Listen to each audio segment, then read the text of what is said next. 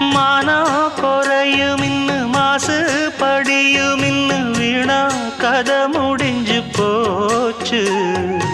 ஈசான மூலையில லேசான பள்ளி சத்தம் மாமன் பேர சொல்லி பேசுது.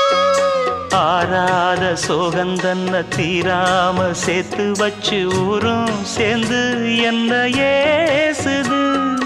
மாமா மாமா உன்னத்தானே எண்ணி நானும் நாளும் தவித்தேனே. கூண்டுக்குள்ள என்ன வச்சு